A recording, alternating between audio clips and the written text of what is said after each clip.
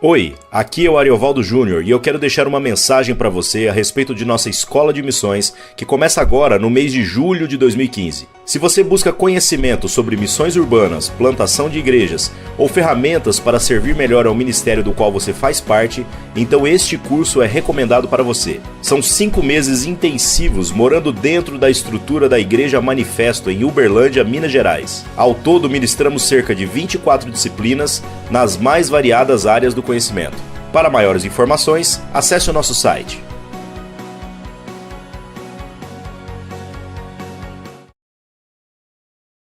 Irmãos, eu vou tentar ser bem sucinto na palavra, porque o tema não precisa da gente ficar falando muito sobre ele, senão acaba se tornando repetitivo. Mas vamos tentar trazer uma reflexão a respeito de fé hoje. O que é fé? Para que serve a fé? O que é, na verdade, fé? Né? Que o povo fala tanto aí, e o povo se decepciona tanto com ela também. Né? Toda decepção que há dentro da igreja, de alguma forma, envolve fé. E envolve fé porque o conceito de fé que essa pessoa tem está errado. Foi ensinado errado. Bom, nós sabemos, nós temos entendimento de que a igreja é a noiva de Cristo. E o noivo e a noiva têm que ter uma relação. Chile. E essa relação, ela se dá através da fé. Então, se você pegar tudo que as Escrituras falam a respeito de fé, tudo, e tentar fazer uma síntese do que é fé, eu vou falar para você que fé é a relação que você tem com Deus. É isso. Nada mais do que isso e nada menos também. Né? E temos alguns versículos do qual as pessoas leem e tiram uma ideia de fé equivocada. Por exemplo, Hebreus 11. Quem tiver celular aí, Bíblia aí, destrave ela em Hebreus 11. Versículo 1. Sou profeta, daqui a 40 anos tem Bíblia de papel mais. Pode colocar aí no seu coração. Você vai ver, um profeta um dia falou. E lá diz assim, ó. Ora, a fé é a certeza daquilo que esperamos e a prova das coisas que não vemos. Isso é Bíblia, está certo. E no decorrer do capítulo 11, vai falando as coisas que a fé produziu a respeito da história. Aí vem alguém e pega e fala assim, ó, fé é a certeza daquilo que você não pode ver ainda. Então, você não pode ver sua Ferrari ainda. Você não pode ver sua casa ainda. Você não pode ver as suas roupas de marca, que você quer abarrotar o seu guarda-roupa com elas. E as pessoas vão ensinando essa fé, que não é fé, que é fideísmo, que é pensamento positivo, que é mandinga, né? Que produz nas pessoas uma relação prostituída com Deus, aonde Deus só vai receber da nossa parte adoração, serviço e qualquer outro tipo de relação se vier dele algum pagamento. E isso não é fé. Isso, aliás, não tem nada a ver com a relação de duas pessoas que se amam. Ou, no caso, a relação da igreja com Cristo. Nos dias de hoje, nós precisamos, mais do que talvez em toda a história, de cristãos e de igrejas que sejam racionais e que preguem a fé que professamos com razão, que possa ser explicada, que possa ter um direcionamento. E as pessoas acham que fé e razão são inimigas. Mas a fé, ela não existe se não houver razão. Nós cremos na fé a partir do momento que a nossa razão entendeu que Deus é o Criador de todas as coisas. e porque agora eu sou filho, e eu entreguei a minha vida para Ele, então agora a minha fé está em Deus. Então tudo que eu preciso, e não que eu quero, já existe porque Deus cuida de mim. Amém? A oração da fé não é a oração do pedido. A oração da fé é a oração da entrega. A fé é quando eu tenho uma vontade, mas eu sei que a vontade de Deus é muito melhor que a minha. E ainda que a vontade de Deus possa causar em mim algum tipo de dor, ou de tristeza, ou de decepção, ainda assim eu vou entender que a vontade dele é melhor. E que lá na frente as coisas acabam se encaixando no caminho. Então o texto de Hebreus fala da história, de como a fé produziu coisas maravilhosas durante a história. E esse texto fala para você hoje também. Deus vai produzir coisas maravilhosas na sua vida. Mas são coisas, a grande maioria delas não vão estar encaixadas nos seus planos. Porque nossos planos sempre buscam beneficiar primeiro a nós mesmos. E os planos de Deus sempre buscam beneficiar as pessoas através de nós. Não tem discussão a respeito disso. Não há alternativa. A Ferrari que você sonha em ter, eu espero que ninguém sonhe em ter uma Ferrari aqui, dá para abençoar muita gente para Deus te dar uma Ferrari. Agora, Ele pode te dar. Mistério dele. Mas isso não é fé. Eu gosto de pensar na fé no texto de Filipenses 4, a partir do versículo 12 até o 13, que diz assim, ó: sei o que é passar necessidade e sei o que é ter fartura. Aprendi o segredo de viver contente em toda e qualquer situação, seja bem alimentado, seja com fome, tendo muito ou passando necessidade. Tudo posso naquele que me fortalece. Isso é fé, convicção. Não importa o momento, não importa onde eu esteja, e não importa o que esteja acontecendo nesse lugar onde eu estou, Deus é bom. E eu posso superar todas as coisas, porque é Ele que me fortalece. E aí é engraçado, porque quando a gente fala de fé, e aí quando a igreja tem um entendimento de fé, a gente vai ver que todas as coisas de Deus é processo. E a gente não gosta de processo, porque as pessoas querem ver o espiritual antes do processo. Então as pessoas querem ver esse negócio começar a cantar junto com o Daniel, esse bebedor. E xabanaia, e joga a cadeira para cima, aleluia. Né? Aí vira o culto lá do pastor Arnaldo. Né? As pessoas não querem o processo, porque se eu um dia tive fartura e hoje eu pereço de pão, a fé do meu irmão que tem um alimento para me suprir é o milagre de Deus. Então a minha fé ela está em Deus, e Deus usa os seus filhos para que um milagre aconteça através do processo. Tudo em Deus é para nos ensinar. Quando Paulo fala todas essas coisas, ele suporta porque existe uma igreja por trás. Existe a vida em comunidade. Existe irmandade, existe os irmãos. Existe a comunhão dos santos.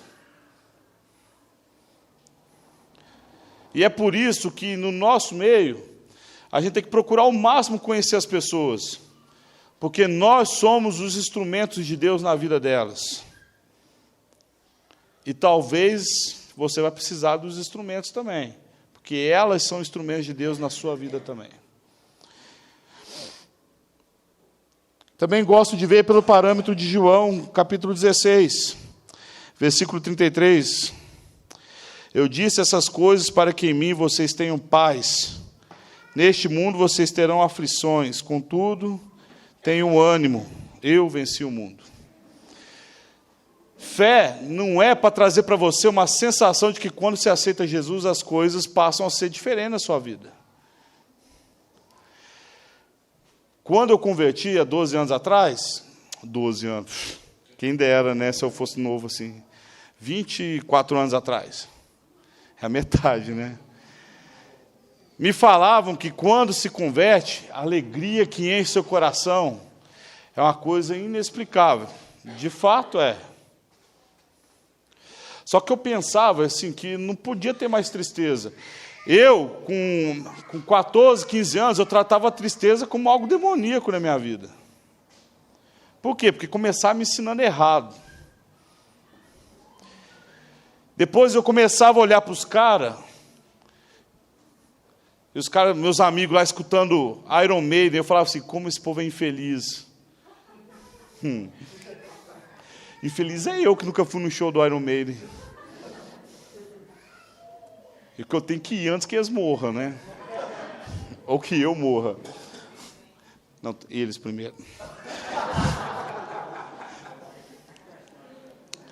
Então as pessoas foram colocando um conceito de alegria em mim que não tinha nada a ver com alegria mesmo. Pura escravidão. Depois você começa a pegar a Bíblia, mas aquela Bíblia de capa preta mesmo, que pouca gente usa aqui. Eu sei que vocês lêem, só que no celular, viu, irmãos? E a gente começa a estudar essa palavra, a gente começa a entrar nas histórias que ela conta, e a gente começa a ver que na vida do cristão existe adversidade. Na vida do cristão existe tristeza. E talvez é na tristeza e na solidão, na angústia ou na adversidade, é o momento que nós mais encontramos com Deus e conversamos com Ele. É nesses momentos que surge o testemunho da nossa vida.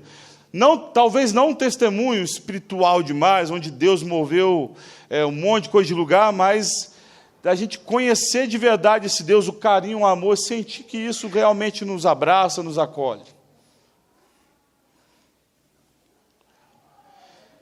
Então, o meu conceito de alegria era distorcido.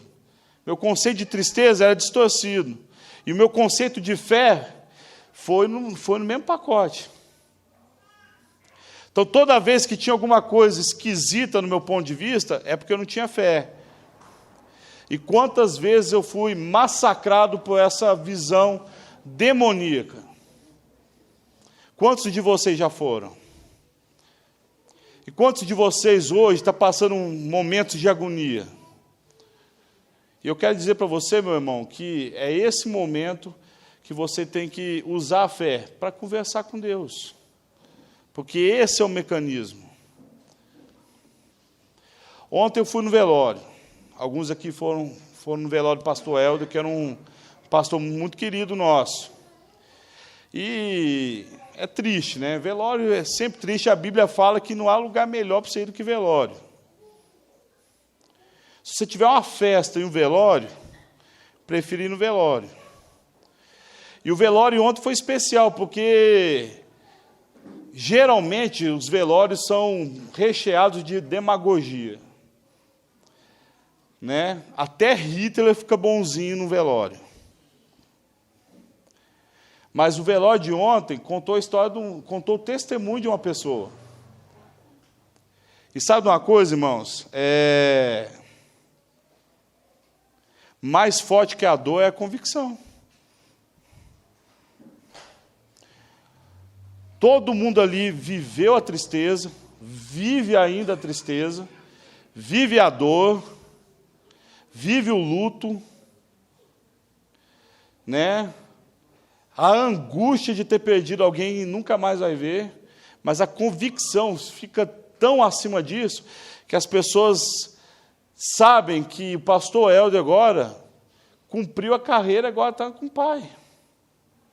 Essa é a nossa fé. Não é a fé de botar a mão em cima do pastor Helder e orar até que ele ressuscite, e ele não ressuscita. E você sabe por que ele não ressuscita? Porque Deus recolheu ele. Deus pode ressuscitar? Pode.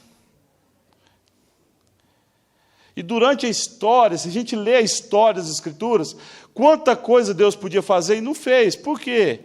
Porque nós precisamos ter fé naquilo que nós não podemos ver.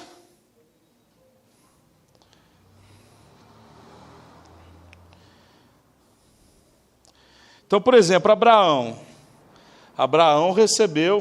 inclusive, é chamado pai da fé.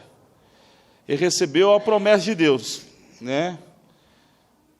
Você vai ser pai de uma grande nação. E para ser pai de uma grande nação, tem que nascer pelo menos uma pessoa primeiro, né? Ele era velho, a Sara era velha e era estéril. Deus deu essa palavra para eles. Abraão tinha 65 anos e Sara tinha 75. E essa palavra foi cumprida quando ele tinha 95 e ela tinha 100 anos. Durante todo esse tempo, aconteceu muita coisa para desanimar eles. Cara. Por que eles não desanimaram? Porque eles tinham fé no que foi dito. Por quem? Por Deus. A sua fé, ela tem que estar em cima daquilo que foi dito por Deus. E não por aquilo que foi dito pelas pessoas. Por isso que todo mundo que prega aqui, e aí graças a Deus agora nós temos uma câmera filmando a gente, tudo que é pregado aqui, ela tem que ser contestada, ela tem que ser julgada segundo a palavra de Deus. Porque, meu irmão, se não é a palavra dele para as nossas vidas, nenhuma palavra serve. É as Escrituras que tem que homologar tudo que é dito nesse púlpito e a respeito da sua vida. As pessoas enchem o coração, os líderes enchem o coração das pessoas de coisas que Deus não falou. E as pessoas com a ideia de fé equivocada abraçam o que foi dito com todas as forças e morrem por causa disso. As pessoas seguram como se fosse uma boia e estão abraçando uma pedra. Deus é que fala conosco. Você é filho? Você é filha? Então seu pai fala com você. E às vezes Deus fala às vezes o pai diz para o irmão ir lá falar para o outro. Mas o irmão fala, foi meu pai que falou. E o que o irmão vai fazer? Eu era assim. Pai, você falou isso mesmo? Se meu pai não falasse, eu batia no Rafael. Até a certa idade, porque o Rafael ficou musculoso, eu apanhava dele. Confere, meus irmãos. Não viva fora das Escrituras. Não confie apenas no que as pessoas falam. A promessa de Deus se cumpriu, convicção. Deus usou homens que nasceram de mulheres estéreis. Isaac nasceu de mulher estéril. Jacó nasceu de mulher estéril. Sansão nasceu de mulher estéril. Samuel nasceu de mulher estéril. João Batista nasceu de mulher estéril. E Jesus nasceu de uma virgem. Tudo situação adversa. Ou impossível, né? Mas foi tudo palavra cumprida porque Deus falou. E essas pessoas tiveram que passar por muitas coisas porque acreditaram no que Deus disse. Convicção. Você imagina Jesus, Maria grávida de Jesus, o que essa mulher não teve que fazer para não morrer? Numa sociedade machista e intolerante com a questão da traição, né? José foi lá e José não ficou sabendo de Deus, só depois, né? Convicção.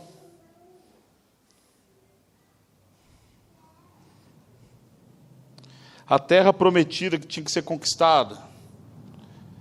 As pessoas lêem a Bíblia e acham que virou a página, virou o dia e os caras foram lá e conquistou a terra prometida. Demorou tempo, gente. Sadraque, Mesaque e Abednego, já foi falado aqui várias vezes, né? As pessoas lêem Abraão, as pessoas lêem sobre Isaac, as pessoas lêem sobre Sadraque, Mesaque e Abednego. As pessoas acham que eles leram a Bíblia antes. Não, fica de boa aí, porque lá no capítulo 4 de Daniel diz que nós vamos ser salvos. Então, é spoiler. Então fica frio, que vai dar nada não. Aí chega Nabucodonosor, não, faz o que você quiser aí, cara. Nós estamos sussa. Vou te falar uma coisa, irmãos, a gente tem que ler a Bíblia com a mesma emoção que a gente sente quando a gente lê um livro de história. Eu fico vendo no Facebook, os caras, Game of Thrones, nossa, né? Snow. Aí vai ler a Bíblia que é a desgrama, né?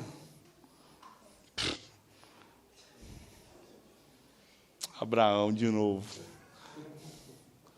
Né? Já foi dito aqui, quem é pai, eu não sou pai ainda, mas quem é pai pode sentir um pouquinho da dor de Abraão. Quanto tempo Abraão ficou afiando aquela faca para matar o filho? Quanto tempo ele ficou pensando, falar onde que era o melhor lugar para cortar o menino? Qual que era a maneira mais rápida dele morrer? Quantos de nós pensam na agonia de Sadraque, Mesaque e Abednego? Que não se ajoelharam porque tinham convicção da fé deles. E muitos dos seus compatriotas, ou se você quiser trocar aí para deixar mais atualizado, muitos dos irmãos de igreja deles se ajoelharam. Com propostas, assim, com pensamentos totalmente distorcidos. Não, eu vou ajoelhar, porque Deus ainda precisa de mim nesse lugar aqui. Deus não precisa de você. Você precisa de Deus. Esses caras não ajoelharam. Eles não ajoelharam porque eles tinham convicção. Eles estavam prontos, não para o milagre, eles estavam prontos para a morte.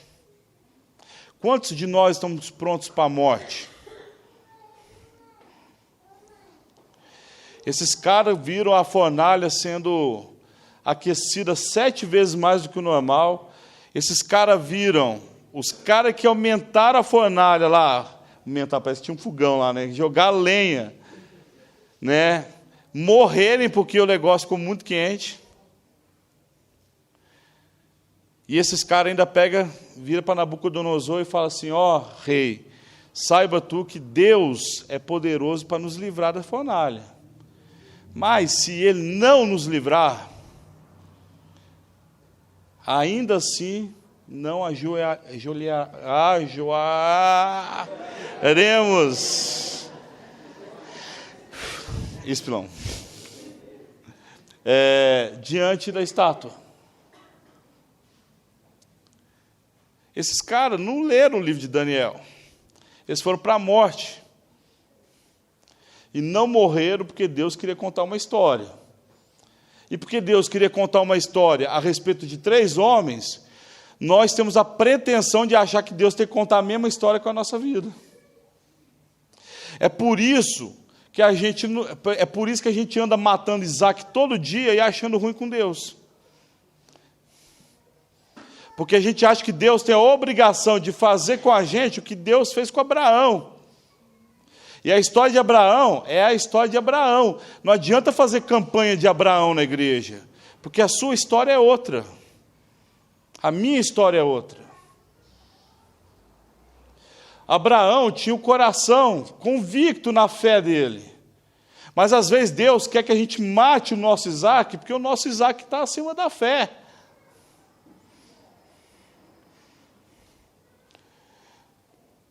E ainda bem que Isaac geralmente não é uma pessoa, mas é algo que você tem, que você possui e que vale muito mais do que qualquer pessoa que Deus colocou na sua vida. Cristo, sendo Deus, veio como homem. E a oração dele no Getsêmani não foi a oração de um Deus, foi a oração de um ser Jesus, como humano, como homem, com medo, pedindo para que aquilo que fosse acontecer com ele fosse afastado. E ele podia pedir isso para Deus, porque ele era Deus. E aí ele pega e faz a oração da entrega. Contudo, seja feita a sua vontade. Essa é a oração da fé. Senhor, minha vida está aqui, o Senhor me conhece, o Senhor sabe quais são as minhas provações, os meus problemas, as minhas dificuldades, os meus defeitos. O Senhor sabe o que eu realmente preciso. O Senhor sabe aquilo que eu não preciso, mas me alegraria ter. O Senhor sabe quais são as necessidades reais da minha casa, da minha família, dos meus amigos. Contudo, seja feita a sua vontade. Nós estamos aqui falando de dízimo, e a gente nunca foi tão enfático em dízimo como nós estamos sendo nesse mês agora, nessas últimas 4 semanas. Agora eu vou te falar uma coisa, irmão, se o Bob Esponja não sustentar esse lugar, a nossa convicção não está presa nela, nesse dinheiro. Nós vamos para essa praça, nós vamos para outra, nós vamos para qualquer lugar, mas o trabalho continua. Por quê? Porque há convicção. A nossa fé não está em estrutura. E aí, meu irmão, sem estrutura, às vezes nós fazemos muito mais coisa mesmo. Às vezes a gente abençoa muito mais pessoas. Então a nossa oração está errada.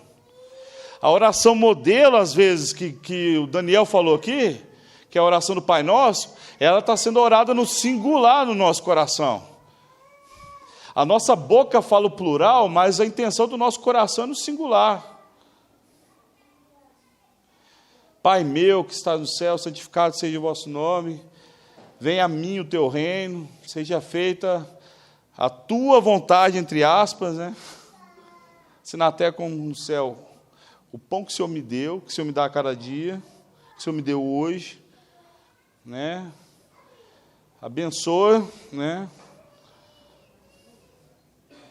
Então, assim, nós vamos orando para nós. Nós vamos buscando os nossos interesses. A sua fé está errada fazendo isso. Fé não está na busca de algo. A fé está em crer de que Deus já deu o que nós precisamos. E pronto. Seja feliz. Ser feliz não está em ter. Ser feliz está no ser. E porque nós somos, nós manifestamos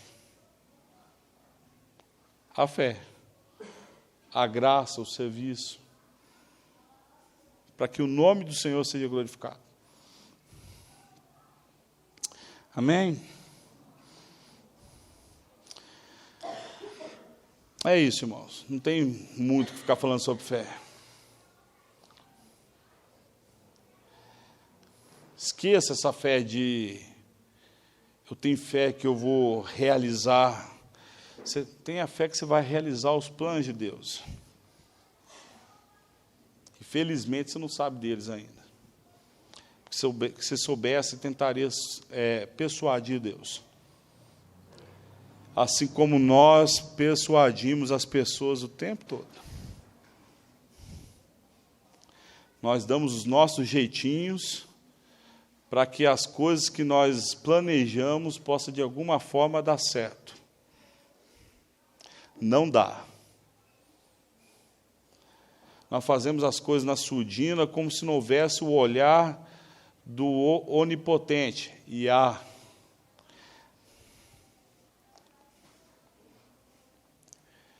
palavra de hoje é sobre fé, e a fé diz para você deixar de ser egoísta, ser egocêntrico e de ser individualista.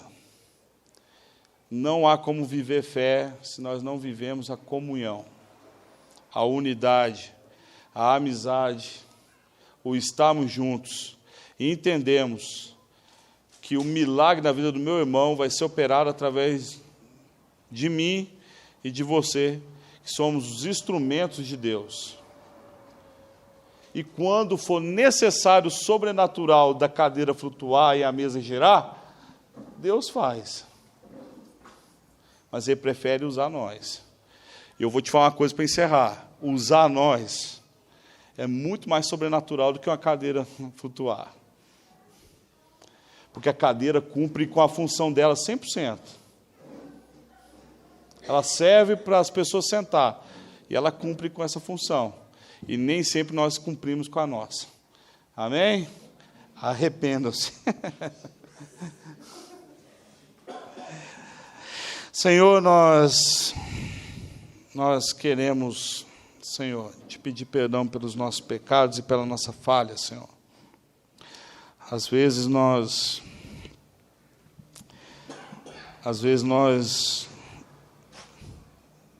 não usamos a nossa fé para o bem e para o fim correto, Senhor. Senhor, que nós possamos ter uma relação com o Senhor com mais entendimento, com mais sabedoria, Deus. Te escutar em todo o tempo e não só nos momentos que há desespero, Senhor.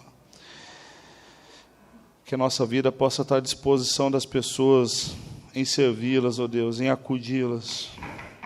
Que nós possamos ser um milagre do Senhor na vida delas, Senhor.